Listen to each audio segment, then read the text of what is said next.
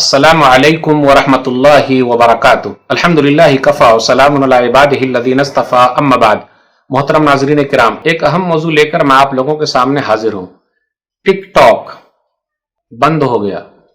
بھارت سرکار نے ابھی، میں 2020 کی بات کر رہا ہوں، جون میں لگ بھگ 59 ایپ کو بند کر دیا ہے۔ چائنا کا ایپ ہے، بند ہو گیا۔ ہم بھارت سرکار کے شکر گزار ہیں کہ انہوں نے اس کو بند کر دیا۔ بہت سارے لوگوں کی زندگی برباد ہو رہی تھی، رات بھر لگے ہوئے تھے، کچھ لوگوں نے خودکشی بھی کر لی۔ اب جب سرکار کا آدیش آ گیا تو سب لوگ ماننے کو تیار ہیں۔ علماء چیخ کے چلا کے کہہ رہے تھے، مولوی لوگ بول رہے تھے، قرآن کے آیت سنا رہے تھے، حدیث سنا رہے تھے، لیکن لوگ ماننے کو تیار نہیں۔ میں نوجوانوں کی بات کر رہا ہوں، مسلم نوجوانوں کی بات کر رہا ہوں۔ سرکار کا آدیش آیا، بات سمجھ میں آ گئی۔ اس لیے پتہ یہ چلا کہ اسلام کے اندر جو ہاتھ کاٹنے کا ہے تو لوگ بولتے ہیں ارے بہت سخت ہے، ہاتھ کاٹ رہے ہیں چوری کرنے والوں کا۔ ارے بھائی، کبھی کبھی سختی کی بھی ضرورت پڑتی ہے۔ میٹھے انداز میں سمجھایا تو بات سمجھ میں نہیں آئی، پولیس کے ڈنڈے سے پوری طریقے سے بات سمجھ میں آ گئی۔ چلیے خیر، برائی کو چھوڑ دیے، ہم لوگوں کے بھی شکر گزار ہیں الحمدللہ، نوجوانوں کے بھی الحمدللہ کہ وہ برائی کو چھوڑ دیے ہیں، ٹک ٹاک کو چھوڑ دیے ہیں، توبہ کر لیے۔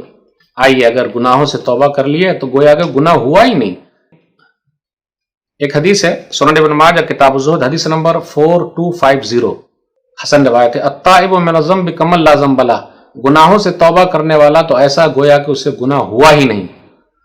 تو ہم نوجوانوں سے کہتے ہیں گھبرانے کی کوئی ضرورت نہیں ہے، قرآن مجید کا ایپ ڈاؤن لوڈ کر لیجئے، اس کو سنتے رہیے، بڑا فائدہ ہے، دنیا میں بھی فائدہ ہے، آخرت میں بھی فائدہ ہے۔ اور ویسے بھی شیطان تو چال چلتے رہتا ہے، کچھ نہ کچھ وہ نکال کے لے ہی آئے گا۔